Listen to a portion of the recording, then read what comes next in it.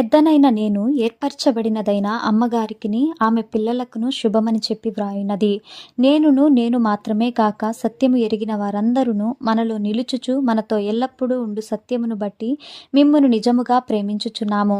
సత్య ప్రేమలు మన యందుండగా తండ్రి అయిన దేవుని యొద్ద నుండి తండ్రి యొక్క కుమారుడగు యేసుక్రీస్తు నొద్ద నుండి కృపయు కనికరమును సమాధానమును మనకు తోడగును.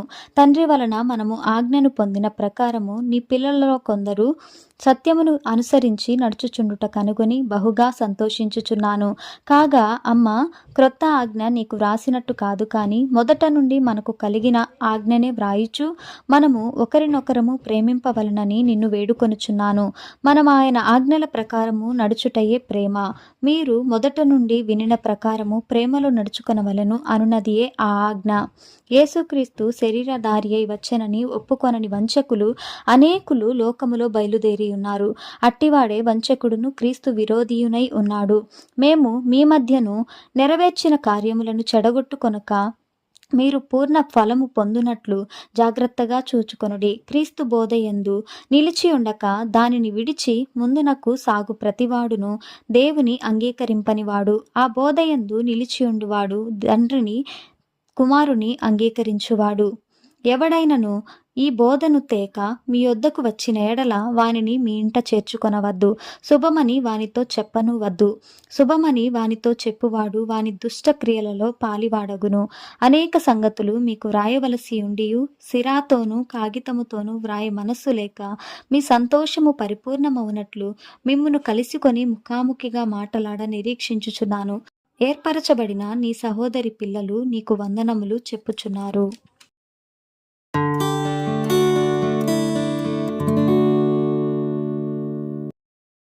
పెద్దనైన నేను సత్యమును బట్టి ప్రేమించు ప్రియుడైన గాయునకు శుభమని చెప్పి వ్రాయునది.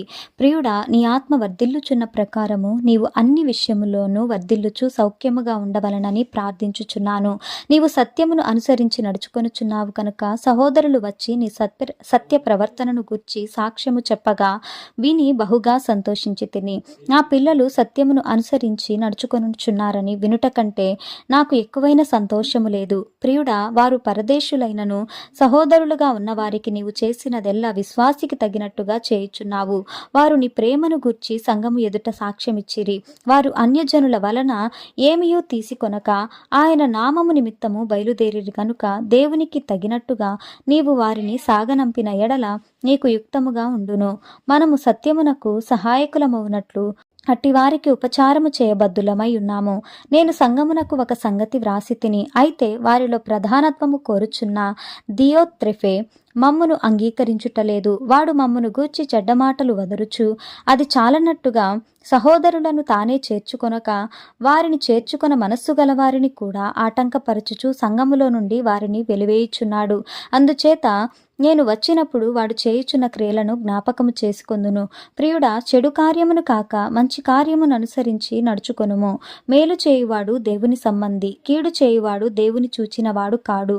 దేమేత్రియు అందరి వలనను సత్యము వలనను మంచి సాక్ష్యము పొందినవాడు. మేము కూడా అతనికి సాక్ష్యమిచ్చుచున్నాము.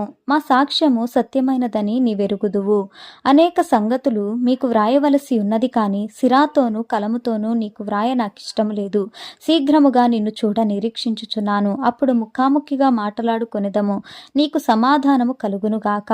మన స్నేహితులు నీకు వందనములు చెప్పుచున్నారు. నీ యొద్దనున్న స్నేహితులకు పేరు వరుసన వందనములు చెప్పుము.